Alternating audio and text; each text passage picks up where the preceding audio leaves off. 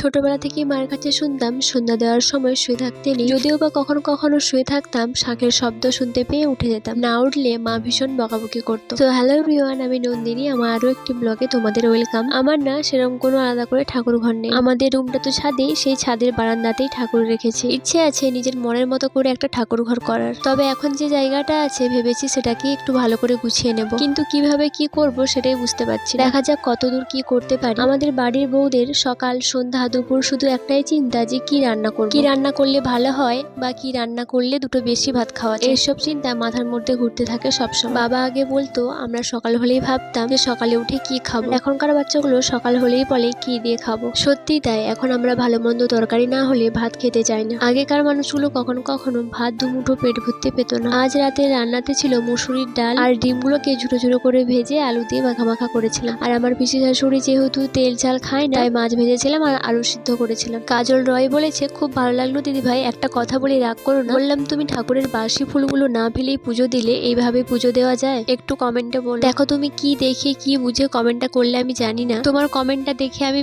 ব্লগটা দেখলাম যে তুমি কেন এই কমেন্টটা করলে। যদি তুমি ফুলগুলো নেতিয়ে যাওয়া দেখে বলো, তবে বলি আমার পাশের বাড়ির এক ঝিয়ারি সকালবেলা ফুলগুলো দিয়ে গিয়েছিল। এখন তো ফুল পাওয়া যায় না, তাই আমার ওই ঝিয়ারি ওখান থেকে আমাকে ফুল এনে দিয়ে যায়। ফুলগুলো বাইরের ঝুড়িতেই ছিল, তো রোদ লেগেছে তাই ওইভাবে নেতিয়ে গেছে। এরপর আমি ফুলগুলোকে ধুয়েছিলাম, তার জন্য আরো বেশি করে নেতিয়ে গেছে। বাসি ফুল যে ঠাকুরকে দেওয়া যায় না, এইটুকু বোধ বুদ্ধি আমার আছে। আর বাসি ফুলে পুজো করাও যায় যতদূর আমি জানি। তনু দাস ব্লগ বলেছে, দিদি ভাই তুমি বলেছিলে আমার নামটা নেবে, কিন্তু তুমি তো আমার নামটা নিলে না। সরি গো, আগের ভিডিওতে নিতে পারিনি, আর এই যে নিলাম তোমার নাম। থ্যাংক ইউ সো মাচ আমার ভিডিও দেখার জন্য। এইভাবে আমার পাশে থেকো। চলো তাহলে এখনের মতো আসি।